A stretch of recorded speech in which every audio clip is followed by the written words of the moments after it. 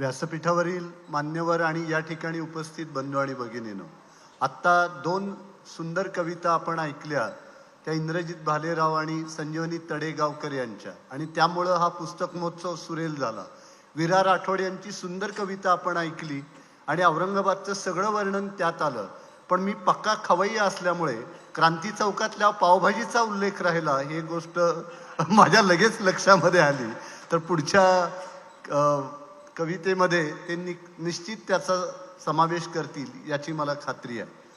आज मला अतिशय आनंद होतोय की मराठवाड्याच्या मातीमध्ये होत असलेल्या आणि दैनिक सकाळने आयोजित केलेल्या या पुस्तक महोत्सवाला उपस्थित राहताना मला अतिशय आनंद होतोय.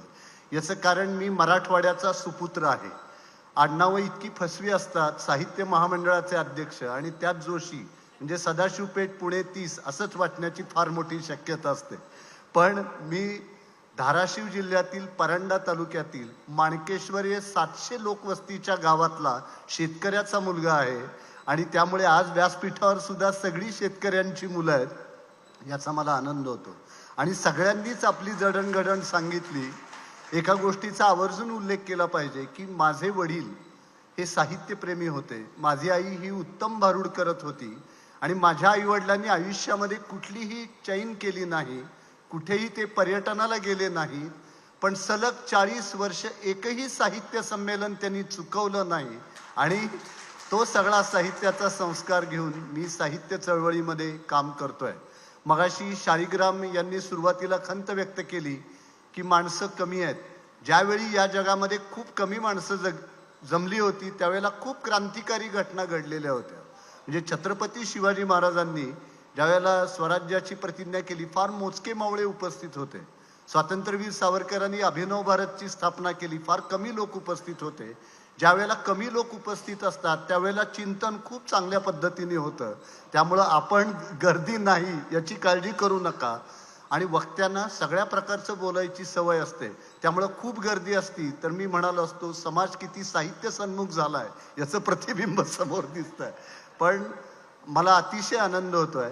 आज अशा पुस्तक महोत्सवाची खरी गरज आहे आणि आम्ही शासनाला सुद्धा वारंवार सांगत आलेलो आहे की गावोगावी तुम्ही जी पुस्तकांची गावं करत सुटलेला आहात त्या पुस्तकांच्या गावांपेक्षा गावोगावची वाचनालय समृद्ध होणं हे जास्त महत्त्वाचं आहे. आणि असे पुस्तक महोत्सव हे सगळ्या जिल्ह्यांच्या मध्ये झाले पाहिजेत. कारण वाचकांना महाराष्ट्रातल्या कित्येक जिल्ह्यांमध्ये साधी पुस्तकाची दुकानं देखील नाहीत. अशा परिस्थितीमध्ये पुस्तकं खरेदी करायची कुठून हा एक मोठा प्रश्न आहे.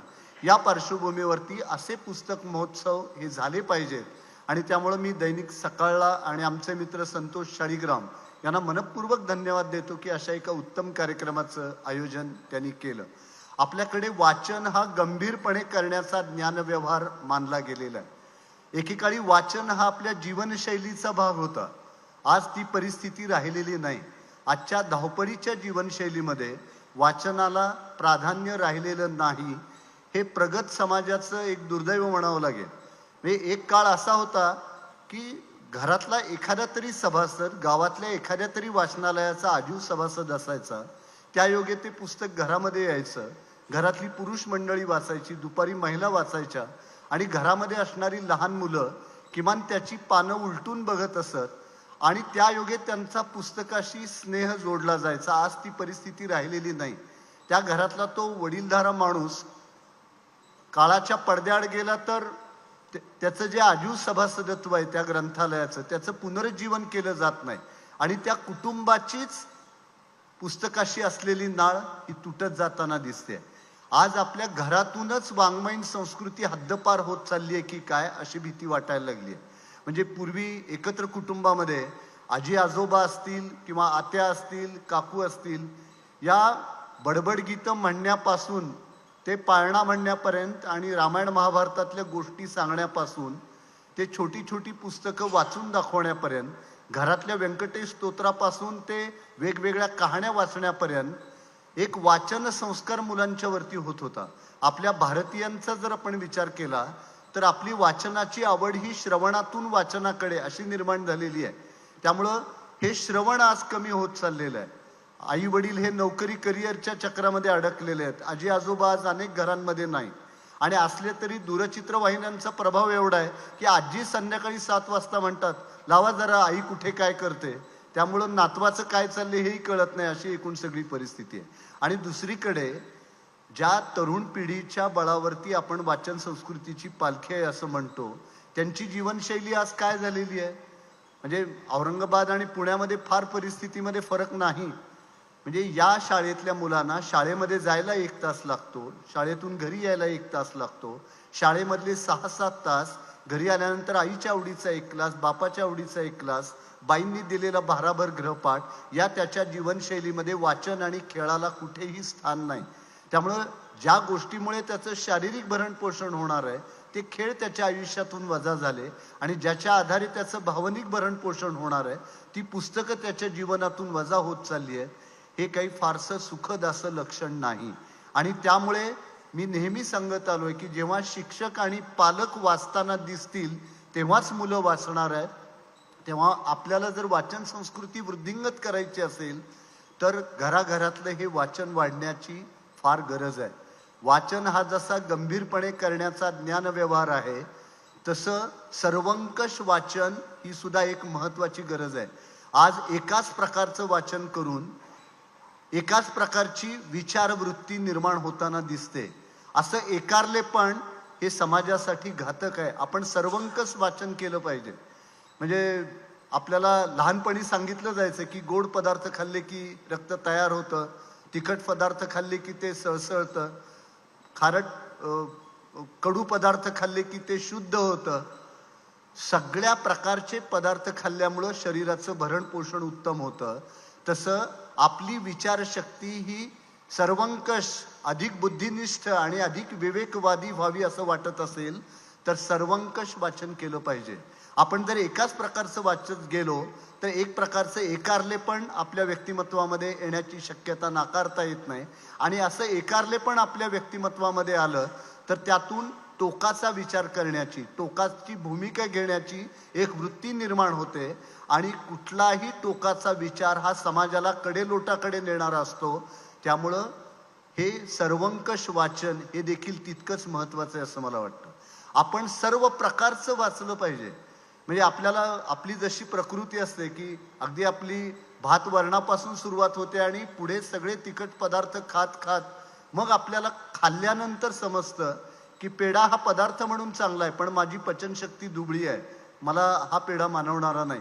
मेथीची भाजी भाजी म्हणून उत्तम आहे, पण मला पित्ताचा त्रास आहे. आपल्याला काय पचतं हे वाचल्याशिवाय कळत नाही. आणि दुसरी महत्वाची गोष्ट अशी की नुसतं वाचून चालत नाही, वाचलेलं पचवावं देखील लागतं. जसं अन्न आपण पचवतो आणि त्याचं सत्वामध्ये रूपांतर होतं, तसं वाचलेलं सुद्धा पचवावं लागतं आणि त्याचं सत्वामध्ये रूपांतर होतं. आणि ते सत्व आपल्याला पुढच्या वाटचालीसाठी उपयुक्त ठरतं. म्हणून वाचन अशा पद्धतीनं करण्याची आज खरी गरज आहे. आणि असे पुस्तक महोत्सव जर झाले तर अशा पुस्तक महोत्सवातून ज्या वाचन संस्कृतीची अपेक्षा आपण करत आहोत ती वाचन संस्कृती अधिक वृद्धिंगत होण्यासाठी निश्चित मदत होईल असं मला वाटतं. तर त्यामुळं सर्वंकष सर्वांनी वाचलं पाहिजे. आता या निमित्ताने पुस्तकांची एक मेजवानी सर्व साहित्य रसिकांना मिळते आहे, त्याचा मला आनंदच होतोय. पण या निमित्ताने लेखकही एकत्र येत आहेत. लेखकांना सुद्धा एक गोष्ट आवर्जून सांगितली पाहिजे की लेखकांचा मार्ग हा एकला चलो रे असाच असला पाहिजे. आज दुर्दैवाने काय झालंय, आपण कुठल्या तरी समूहात सामील झाल्याशिवाय आणि कुठल्या तरी विचारधारेचा झेंडा खांद्यावरती घेतल्याशिवाय आपलं अस्तित्वच टिकणार नाही अशी जी भीती लेखकांना वाटायला लागली आहे, तो त्यांच्या प्रतिभेचा पराभव आहे असं मला वाटतं. त्यामुळं लेखकांनी आपली जी भूमिका आहे एकटेपणाची, कुणाचाही दबाव न घेता लिहिण्याची, ती ठामपणाने बजावण्याची आज खरं आवश्यकता आहे असं म्हटलं तर काही वावगं ठरणार नाही. आज ज्ञानाचं क्षेत्र गढूळ झालेलं आहे आणि ज्ञानाच्या क्षेत्राला व्यक्ती आणि विचार विद्वेषाच्या ग्रहणाने ग्रासलेला आहे. आज समाज आकारण इतका असंवेदनशील झालेला आहे की कुठल्या गोष्टीमुळे समाजाच्या भावना दुखावल्या जातील हे सांगता येणं खरोखरीच कठीण आहे. आणि त्यामुळं सत्य असत्याशी मन केले वाही, मानियाले नाही बहुमता, या बहाण्यांनी लिहिणं हे खरोखरीच आजच्या काळामध्ये आव्हान वाटावं अशी सगळी परिस्थिती निर्माण झालेली आहे. अशा काळामध्येच खरं लेखकांची भूमिका ही अधिक महत्त्वाची आहे असं मला वाटतं. शेवटी राजकारण किती महत्त्वाचं आहे? राजकारण महत्त्वाचं आहेच, कारण ते जीवनाच्या सर्व क्षेत्रामध्ये आहे. राजकारणाची सुरुवात घरापासून होते आणि समाजकारणामध्ये आणि राजकारणामध्ये तर त्याचा कडेलोट होताना दिसतो. पण राजकारण म्हणजे सर्वस्व नव्हे. राजकारण हा जीवनाचा एक भाग आहे आणि सत्ता मिळवणं हाच राजकारणाचा उद्देश असतो. आणि राजकारणापेक्षाही सर्जनशीलता आणि नवनिर्मिती ही अधिक महत्त्वाची आहे असं मला वाटतं, कारण तिचा उद्देश कुठलीही सत्ताकांक्षा नाही, तर नवनिर्मिती करून समाजाला नवं बळ देणं हा आहे. म्हणून राजकारणाचं जे एक प्रस्थ वाढवून ठेवलेलं आहे त्याविषयी लेखकांनी फार गंभीर होण्याची आवश्यकता नाही असं मला वाटतं. दुसऱ्या एका गोष्टीचा आवर्जून उल्लेख केला पाहिजे की दोन राजकीय पक्षाच्या नेत्यांमध्ये जेवढा संवाद होतो तेवढा सुद्धा दोन लेखकांच्या मध्ये होताना दिसत नाही. वैचारिक मोकळेपणाचा अभाव हे मराठी साहित्य विश्वाचं आजचं एक व्यवच्छेदक लक्षण झालंय. आज लेखक अक्षरशः गटातटामध्ये विभागले गेलेले आहेत. आपण पहा, आपल्याकडे सर्जनाचा सन्मान करण्याची एक केवढी मोठी परंपरा आहे. ग. माडगूळकर हे महात्मा गांधींचे भक्त आणि काँग्रेसी विचारांनी भारावलेले, त्यांनी गीत रामायण लिहिलं आणि ते महाराष्ट्राचे वाल्मिकी झाले. सुधीर फडके हे हिंदुत्ववादी विचारांचे आणि राष्ट्रीय स्वयंसेवक संघाचे कार्यकर्ते. गदिमांनी लिहिलेल्या गीत रामायणाला सुधीर फडके यांनी चाल लावली. या गीतरामायणामुळे सुधीर फडके स्वरतीर्थ झाले आणि दोघांनी मिळून भावभक्तीचं पावन तीर्थ या महाराष्ट्रामध्ये निर्माण केलं. हा इतिहास आहे. गदिमांच्या निवडक कथा संकलित करून त्या संपादित करून त्याला उत्तम प्रस्तावना लिहिण्याचं काम हे पुबा भावेंनी केलंय. पुबा भावे हे हिंदुत्ववादी विचारांचे सावरकर भक्त, पण गदिमांच्या पुस्तकाला प्रस्तावना लिहिताना त्यांच्या आड कुठेही विचारधारा आली नाही. प्रतिभेचा सन्मान प्रतिभेच्याच आधारे करायचा असतो, विचारधारेच्या आधारे करायचा नसतो. एवढी प्रगल्भता त्या विचारवंतांच्या मध्ये होती. तो वैचारिक मोकळेपणा आज कुठं गेलेला आहे याचा आज आम्ही गांभीर्याने विचार करण्याची गरज आहे असं मला वाटतं. मला दोन गोष्टी समाजासाठी खूप घातक वाटतात. एक म्हणजे विचारवंतांची कृतीशून्यता आणि दुसरं म्हणजे कृतीवीरांची विचारशून्यता. विचारवंतांनी कृती न करणं आणि जे कृती करतायत त्यांनी विचार न करणं, यामुळे समाजाचं अपरिमित नुकसान होताना दिसतंय. आणि ते टाळायचं असेल तर दोघांनी आपापल्या भूमिका काय ते समजून घेण्याची फार आवश्यकता आहे. वाचनाचं महत्त्व हेच आहे की जसा अन्नामुळे कुपोषित होणारा समाज आपल्याला अपेक्षित नाही, तसा सत्व आणि स्वत्व हरवल्यामुळे भावनिक दृष्ट्या कुपोषित होणारा समाज आपल्याला अपेक्षित नाही. त्यामुळं असा भावनिक दृष्ट्या संपन्न समाज आपल्याला घडवायचा असेल तर आपल्याला साहित्याचीच कास धरावी लागणार आहे. मगाशी आमचे मित्र इंद्रजित भालेराव यांनी सगळ्या राजकारणी मंडळींचा उल्लेख केला की ज्यांचा साहित्याशी खूप जवळचा संबंध होता. या देशाला जे जे मोठे नेते लाभले ते सगळे उत्तम लेखक, साहित्यिक आणि तत्वज्ञ होते. पंडित जवाहरलाल नेहरूंच्या सारखा या देशाचे पंतप्रधान की ज्यांनी डिस्कवरी ऑफ इंडिया सारखा अप्रतिम ग्रंथ लिहिला आणि त्यांच्या पुस्तकाची अर्पण पत्रिका to Kamala who is no more त्या पानावरती आपण काही काळ थबकतो. महात्मा गांधींचं लेखन किती नेमकं नेटकं, म्हणजे एखाद्या ओळीमध्ये 5 किंवा 6 पेक्षा जास्त शब्द आपल्याला त्यांच्या लेखनामध्ये कुठेही दिसत नाहीत. लोकमान्य टिळक गेल्यानंतर महात्मा गांधींनी त्यांना ज्या शब्दामध्ये श्रद्धांजली वाहिली, गांधीजी असं म्हणतात, the giant among men has fallen, the voice of a lion is hushed, he was idol of the people, his word was law for thousands. मला वाटतं लोकमान्यांचं इतकं उच्चित वर्णन अन्य कुठल्याही शब्दामध्ये करणं शक्य नाही. एकदा एका पत्रकारांनी गांधीजींना विचारलं की गायीविषयी तुम्हाला काय वाटतं, तर गांधीजी म्हणाले, to me cow is a poem of pity, गाय ही कारुण्याची कविता आहे. आणि अशा गांधीजींची फिरकी घेणाऱ्या सरोजिनी नायडू सुद्धा होत्या. त्या गांधीजींच्या उपवासाविषयी म्हणाल्या की it is highly expensive to maintain Bapuji's poverty. पण कार्यकर्ते एकमेकांना भिडले नाहीत, कारण नेते तेवढे प्रगल्भ होते. हार में या जीत में किंचित नहीं भयभीत में, संघर्ष में जो भी मिला ए भी सही ओ भी सही, असं म्हणणारे अटलजी किंवा टूटे दिल से कोई खडा नहीं होता और छोटे दिल से कोई बडा नहीं होता असं म्हणणारे अटलजी, ही सगळी मंडळी साहित्य कला संस्कृतीशी जोडलेली होती आणि ती परंपरा यशवंतरावांच्या पर्यंत आपल्याकडे होती.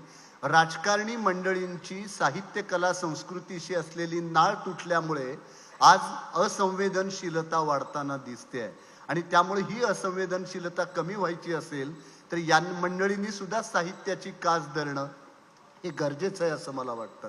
आज शाळीग्राम यांच्या कल्पकतेचं खरोखरीच कौतुक केलं पाहिजे की आज वेगवेगळ्या प्रकृतीच्या लेखक आणि कवींना त्यांनी एका व्यासपीठावरती आणलं. म्हणजे बाबा भांड हे एकीकडे उत्तम लेखक, उत्तम प्रकाशक आणि सयाजी महाराजांच्या वरती त्यांनी जे काम केलं ते तर एखाद्या विद्यापीठाने करावं एवढं काम एकट्या बाबांनी केलंय हे या ठिकाणी आवर्जून नमूद केलं पाहिजे. आमचे इंद्रजित भालेराव की एक भूमिका घेऊन सामान्य कुटुंबामध्ये जन्माला आलेला आणि मातीशी नाळ जोडलेला, शरद जोशींशी जवळचा संबंध असलेला आणि एक भूमिका घेऊन ते त्यांची निर्मिती करत आले. संजीवनी तडेगावकर स्वतः उत्तम कवयित्री आणि एक वाङ्मय नियतकालिक चालवतात. विरा राठोड सारखा कवी की ज्यांनी तांड्यावरची सुखदुःख मांडली. पण आपल्या मराठी साहित्य विश्वामध्ये आणखीन एक गोष्ट दुर्दैवाने अशी दिसते की आपण लेखकांना प्रतिमांच्या चौकटीमध्ये बंद करून टाकतो. म्हणजे गदिमांच्याकडे आपण केवळ महाराष्ट्र वाल्मिकी म्हणून पाहिलं आणि गीतरामायण आणि कवी एवढ्याच एका चौकटीत कवी आणि गीतकार त्यांना बंदिस्त करून टाकलं.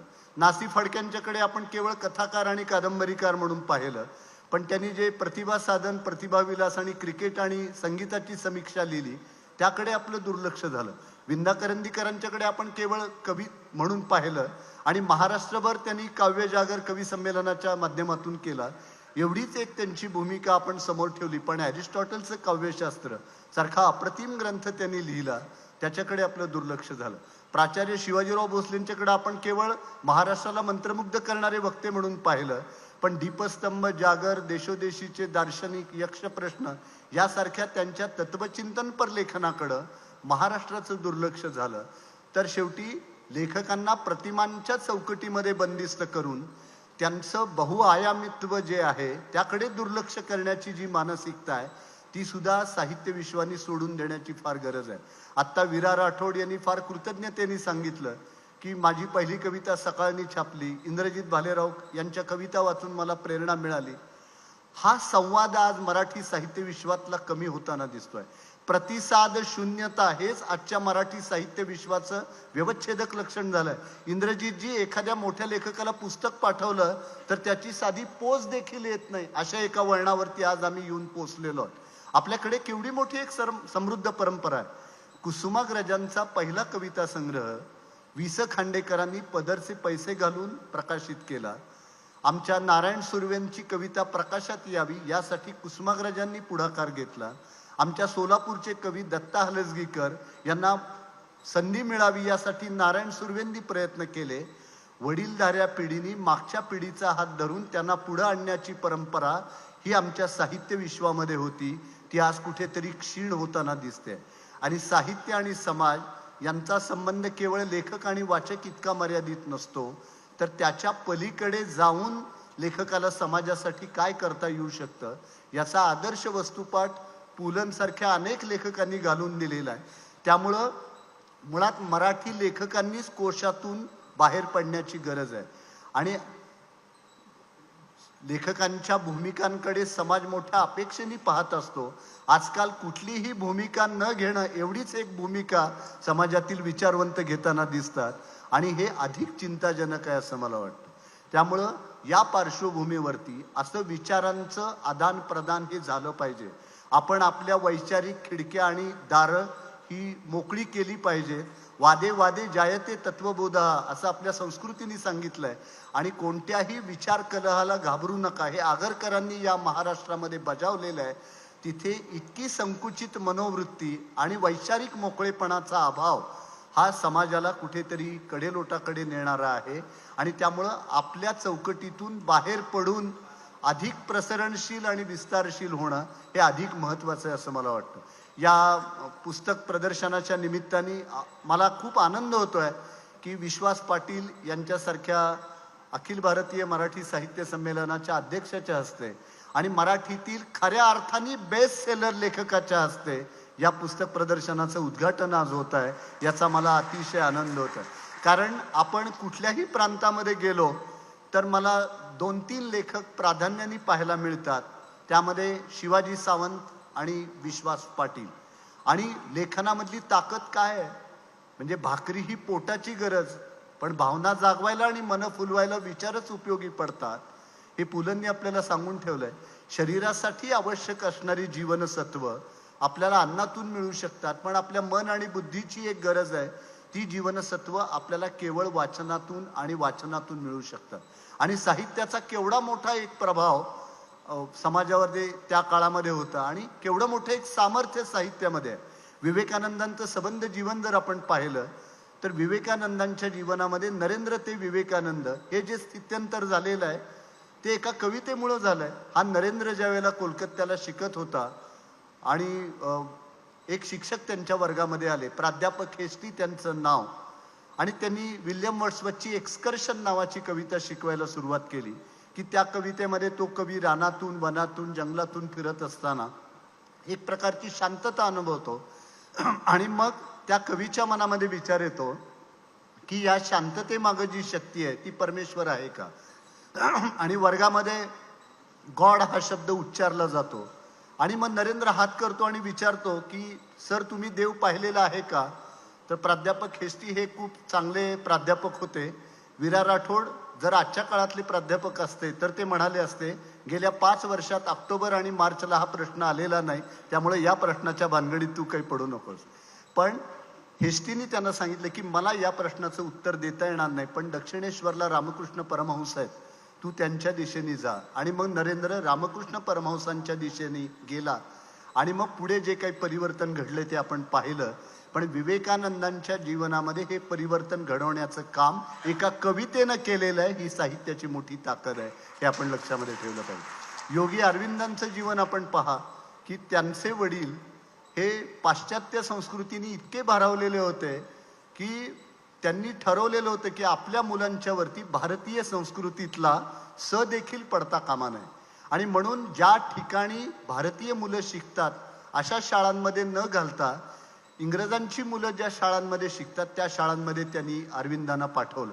आणि एवढंच नव्हे तर पुढे महाविद्यालयीन शिक्षणासाठी त्यांना परदेशामध्ये ठेवलं आणि तिथल्या त्यांच्या केअरटेकरला सांगितलं की भारतीय संस्कृतीतला कुठलाही शब्द या मुलाच्या कानावरती पडता कामा नये. आणि ICS होण्यासाठी गेलेला हा मुलगा तिथे त्यांचा इंडियन मजलिस नावाच्या भारतीय स्वातंत्र्यासाठी काम करणाऱ्या एका संघटनेशी संबंध आला. आणि मॅक्स मुलर या विद्वानाने उपनिषदांचा जो इंग्रजी अनुवाद केला त्यातला सेल्फ हा शब्द त्यांना इतका भावला की वेदांताचा एक कवडसा त्यांच्यापर्यंत पोहोचला. आणि जो मुलगा ICS होण्यासाठी परदेशामध्ये गेलेला होता तो अध्यात्माच्या ओढीने भारतामध्ये आला. ही साहित्याची ताकद आहे. एका कवितेने एकेका शब्दाने माणसाचं आयुष्य बदलून टाकलंय. मगाशी विश्वास पाटलांचा आणि शिवाजी सावंतांचा उल्लेख या ठिकाणी झाला, तर शिवाजी सावंतांचा आणि माझा तर खूप जवळचा संबंध. शिवाजी सावंतांनी त्यांचा अखेरचा श्वास गोव्याला घेतला त्या दुर्दैवी क्षणाचा मी साक्षीदार. आणि त्यापूर्वीच आम्ही औरंगाबादला येऊन गेलो होतो, माझ्या बहिणीच्या घरी ते आलेले होते. इथून आम्ही गोव्याला गेलो आणि तिथे शिवाजी सावंत गेले. काय या माणसाची प्रतिभा असेल. म्हणजे वयाच्या 23व्या वर्षी त्यांनी मृत्युंजय सारखी अजरामर कादंबरी लिहिली. ती प्रकाशित झाली तेव्हा ते 27 वर्षाचे होते. आणि ही कादंबरी प्रकाशित करण्यासाठी त्यावेळेला महाराष्ट्रातला बाबा एकही प्रकाशक तयार नव्हता. आजऱ्यासारख्या आडगावामध्ये, कोल्हापूर जिल्ह्यातल्या आजऱ्यासारख्या छोट्या गावामध्ये हा लेखक एका शेतकरी कुटुंबामध्ये जन्मला आणि कसलीही कौटुंबिक पार्श्वभूमी नाही, आर्थिक पार्श्वभूमी नाही, सांस्कृतिक पार्श्वभूमी नाही. पण शाळेच्या स्नेहसंमेलनाच्या व्यासपीठावर शिवाजीरावांनी आणि त्यांच्या मित्रांनी शीम परांजपे लिखित अंगराज कर्ण ही एकांकिका बसवलेली होती. आणि त्या एकांकिकेमध्ये स्पष्ट शब्दोच्चार आणि राजबिंड रूप यामुळे श्रीकृष्णाची भूमिका शिवाजी सावंतांना मिळालेली होती. आणि त्यांचा मित्र हा कर्णाची भूमिका पार पाडत होता. पण रथचक्र उद्धरणाच्या वेळी कर्णाने उच्चारलेलं प्रत्येक वाक्य हे शिवाजीरावांच्या अंतःकरणामध्ये एखाद्या बाणाप्रमाणे रुतून बसलं. आणि मृत्युंजय या अजरामर साहित्य कृतीचं बीज हे शाळेच्या स्नेहसंमेलनाच्या एका व्यासपीठावरती पडलेलं आहे. आणि पुढे मग शिवाजीराव कोल्हापूरला आले, राजाराम हायस्कूलमध्ये शिक्षक म्हणून काम करत होते. त्यावेळेला FYBAची पुणे विद्यापीठाची परीक्षा हिंदी विषय घेऊन देत असताना केदारनाथ मिश्र यांचं कर्ण हे खंडकाव्य त्यांच्या वाचनात आलं आणि ते अक्षरशः भारावून गेले. पण शब्दांच्या फुलोऱ्यात आणि कल्पनेच्या विश्वात न रमता कादंबरी अधिक वास्तववादी व्हावी म्हणून त्यांनी कुरुक्षेत्राचा प्रवास करायचं ठरवलं. मला शिवाजी सावंत आणि विश्वास पाटील या 2 मराठी लेखकांचं खरोखरीच कौतुक वाटतं की कादंबरीसाठी अपरिमित श्रम करण्याची तयारी असणारे हे मराठीतले 2 कादंबरीकार म्हणून त्यांचा उल्लेख केला. हे विश्वास पाटलांनी सुद्धा महानायक असेल, शिवाजी महाराजांच्या वरचे त्यांची कादंबरी असेल, ती मालिका असेल किंवा संभाजीवरची त्यांची कादंबरी असेल, पानिपत असेल, झाडाझडती किंवा पांगिरासाठी त्यांनी जी भ्रमंती आणि श्रम घेतलेत ते महत्वाचे आहेत. मला तुम्हाला सांगायची गोष्ट अशी की शिवाजी सावंतांनी ठरवलं की आपण कुरुक्षेत्रावरती जाऊन प्रत्यक्ष अभ्यास करायचा आणि मग ही कादंबरी लिहायची. तर त्यावेळेला अडचण होती ती पैशाची आणि रजेची, कारण शाळेमध्ये काम करणारा एक शिक्षक. तर त्या काळामध्ये त्यांना कोल्हापूरकरांनी 8 दिवसामध्ये 1800 रुपये जमा करून दिले. त्यातला पहिला 125 रुपयाचा चेक होता तो चित्र तपस्वी बालजी पेंढारकरांचा होता. म्हणजे समाज कसा उभा राहतो लेखकांच्या पाठीशी. आणि मग शिवाजीरावांना रजेची आवश्यकता होती, तर सरकारी दवाखान्याचे डॉक्टर पाथरकर यांनी शिवाजीरावांना आजारी पाडलं आणि त्यांना 6 महिन्याची रजा मंजूर झाली. डॉक्टरांनी बोगस सर्टिफिकेट देण्याची प्रथा किती जुनी आहे, पण त्यातून उत्तम कलाकृती कशी निर्माण होते याचा एक आदर्श आपल्याला बघायला मिळेल. आणि मग शिवाजीराव कुरुक्षेत्रावरती गेले आणि त्यांनी 3 महिने सगळं संदर्भ गोळा केले, पर्यटन केलं आणि आल्यानंतर 1500 पानाचं हस्तलिखित तयार केलं. बाबा ही एका तरुण लेखकाची महाभारतावरची कादंबरी प्रकाशित करण्यासाठी त्यावेळेला महाराष्ट्रातला एकही प्रकाशक तयार नव्हता. सगळीकडे नकार घंटा वाजत होती. आणि आज परिस्थिती अशी आहे की मृत्युंजय, छावा आणि युगंधरची एकही प्रत विकली गेली नाही, असा एकही दिवस जात नाही. इतकं मराठी साहित्याला समृद्ध करणारं लेखन त्यांनी केलेलं आहे. आणि मग शेवटी वैतागलेले शिवाजीराव पुण्याला गदी माडगुळकरांच्याकडे आले आणि गदिमांना म्हणाले की तुम्ही यातला काही भाग वाचा आणि एखादा प्रकाशक सुचवा. तर गदिमांनी त्यातला काही भाग वाचला आणि त्यांनी कॉन्टिनेंटलच्या अनंतराव कुलकर्णींना फोन केला आणि त्यांना सांगितलं मुलगी नाकी डोळी नीटच आहे, तुम्ही करून घ्यायला हरकत नाही. आणि गदिमांच्या एका वाक्यावरून कॉन्टिनेंटलच्या अनंतरावांनी ती कादंबरी प्रकाशित केली. ती प्रकाशित झाली त्यावेळेला शिवाजीराव 27 वर्षाचे होते. अवघ्या 3 महिन्यामध्ये 3500ची आवृत्ती संपली. आचार्य यात्रेंनी महाभारताचे महातेज लाभलेली कलाकृती असा अग्रलेख मराठामध्ये लिहिला. संतोष शाळीग्राम यांना सांगितलं पाहिजे की त्यावेळेला लेखक हयात असताना त्यांच्यावरती अग्रलेख येत असत, कादंबरी वगैरे गाठल्यानंतर. आता गेल्यावर तरी येतील की नाही काही सांगता येत नाही. आणि त्या दिवशी एखादी महत्वाची घटना घडली तर लेखक बाजूलाच गेला. तर आचार्य यात्रेंनी त्याच्यावरती अग्रलेख लिहिला आणि 3 महिन्यामध्ये 3500ची आवृत्ती संपली. आणि मग शिवाजी सावंतांना कॉलेज कुमारींची पत्र यायची आणि त्या पत्रामध्ये लिहिलेलं असायचं, तुमची कर्णावरची कादंबरी मला अतिशय भावली, मला आपली नात समजा आणि मार्गदर्शन करा. त्यावेळेला शिवाजीराव फक्त 28 वर्षाचे होते. अशाच आलेल्या एका पत्रातून एक पत्र आलं, ते पुण्याच्या कुमारी कुंदा कामतेकर या नावाच्या मुलीचं. पत्रामध्ये तिने लिहिलेलं होतं, तुमच्या लेटरहेडवरचं मानचिन्ह मला अतिशय भावलं. या एकाच वाक्यावरून ही मुलगी आपल्या भावी जीवनाचा साथीदार होण्यास योग्य आहे असं शिवाजीरावांना वाटलं. आणि एकमेकांना न भेटताही 6 महिने पत्रव्यवहार सुरू होता. पण पुण्यातल्या सदाशिव पेठेतल्या कोकणस्थ ब्राह्मणाच्या मुलींनी 96 कुळी मराठा मुलाशी लग्न करणं ही गोष्ट काही काळाला मानवणारी नव्हती. पण नासम इनामदार, दमा मिराजदार, गदी माडगुळकर, अनंतराव कुलकर्णी ही सगळी माणसं पुढे आली आणि कुंदा कामतेकर मृणालिनी सावंत झाल्या. विरा राठोड, लेखन चांगलं असेल तर बायको सुद्धा चांगली मिळू शकते, हा सुद्धा संदेश लेखकांनी आजच्या काळामध्ये मनाशी ठरवायला हरकत नाही. तर अशी आपली सगळी जी एक समृद्ध अशी परंपरा आहे, तर तिचा नव्या पिढीतल्या लेखकांनी सुद्धा विचार केला पाहिजे असं मला वाटतं. आणि केवळ प्रतिभा आहे आणि शब्द सामर्थ्य आहे म्हणून उत्तम साहित्य निर्मिती करता येत नाही. त्यासाठी अनुभवाचं संचित तुमच्या पाठीशी असावं लागतं. आणि म्हणूनच तुकोबांनी म्हटलंय की नका दंत कथा सांगो येतं कोणी, कोरड येते मानी बोल कोण, अनुभव येथे व्हावा शिष्टाचार. तर तो अनुभव शिष्टाचार होणं ही फार महत्वाची गोष्ट आहे. जर अनुभव नसेल तर काय गंमत घडते. नासी फडके यांच्या पत्नी कमलताई यांच्या जन्मशताब्दी वर्षानिमित्त एक कथा स्पर्धा घेण्यात आली आणि श्रीनिवास भणगे त्याचे परीक्षक होते. पारितोषिक वितरण माझ्या आणि श्रीनिवास पाटलांच्या हस्ते होतं. तर एका श्रीनिवास भणगेंनी अनुभव सांगितला. म्हणाले, एका महिलेची कथा आली आणि ती श्रीमंत कुटुंबातली, पण तिला गरिबीचं वर्णन करायचं होतं, गरिबीवरची कथा लिहायची होती. तर तिने असं लिहिलं, एका श्रीमंत माणसाचं निधन झालं, त्याच्या पत्नीवरती इतका दुःखाचा डोंगर कोसळला आणि इतकी वाईट परिस्थिती झाली की घरामध्ये 2 गाड्या, पण 2 गाड्यावर 2 ड्रायव्हर ठेवणं शक्य नसल्यामुळे तिने 1 ड्रायव्हर कमी केला. म्हणजे अशा प्रकारे गरिबीचं वर्णन हे तिने केलेलं होतं. तर त्यामुळे अनुभव ही गोष्ट खूप महत्वाची आहे आणि अशा प्रकारचे अनुभव घेऊन लेखन करणारी आणि त्या अनुभवाचं क्षितिज विस्तारावं यासाठी प्रयत्न करणारी विश्वास पाटलांच्या सारखी मोठी लेखन मंडळी ही आपल्या साहित्य विश्वामध्ये आहे. तेव्हा नव्या पिढीकडनं निराश होण्यासारखी अजिबात परिस्थिती नाही. कारण आजच्या तरुण पिढीने जेवढं भावविश्व पाहिलेलं आहे, अनुभव विश्व अनुभवलेलं आहे, तेवढं कुणाच्याही वाट्याला आलेलं नाही. या तरुण पिढीने जागतिकीकरण पाहिलं, खुली अर्थव्यवस्था पाहिली, उदारीकरण पाहिलं, आर्थिक मंदी पाहिली, शेतकऱ्यांच्या आत्महत्या पाहिल्या, दहशतवादी हल्ले पाहिले आणि अगदी लिव्ह इन रिलेशनशिप पर्यंतचा नातेसंबंधांचा बदललेला प्रवास त्यांनी पाहिलेला आहे. पण साहित्य निर्मिती ही दुधाचं दही होण्या इतकी जलद प्रक्रिया नाही. आपण समकालीन आहोत हे दाखवण्याची आजच्या लेखकांना इतकी घाई झालेली आहे की अमुक एक घटना घडली की तात्काळ तिच्यावरती एक कविता किंवा लेख आला पाहिजे. तर शेवटी प्रतिभेच्या अत्युच्च क्षणाची वाट पाहणं ही गोष्ट सुद्धा तितकीच महत्वाची आहे. मालवून टाक दीप चेतवून अंग अंग या ओळी सुचल्यानंतर राजसा किती दिसात लाभला निवांत संग या ओळी सुचायला 3.5 महिने गेले. शिवाजी सावंतांनी सुद्धा छाव्यामध्ये शेवटच्या प्रसंगात औरंगजेबाला उद्देशून एक अपशब्द वापरायचा, तर तो कुठला यासाठी छाव्याचं लेखन 3 महिने थांबलेलं होतं. माणसं शिवीसाठी जर इतकी थांबत असतील तर आपण ओवीसाठी आणि ओळीसाठी किती थांबलं पाहिजे याचा विचार करण्याची खरी गरज आहे. आणि त्यामुळं साहित्याची आजच्या समाजाला गरज आहे. आज उदंड साहित्य निर्माण होत आहे. एकेकाळी आपण असं म्हणत होतो की लेखकांनी समाज सन्मुख असलं पाहिजे.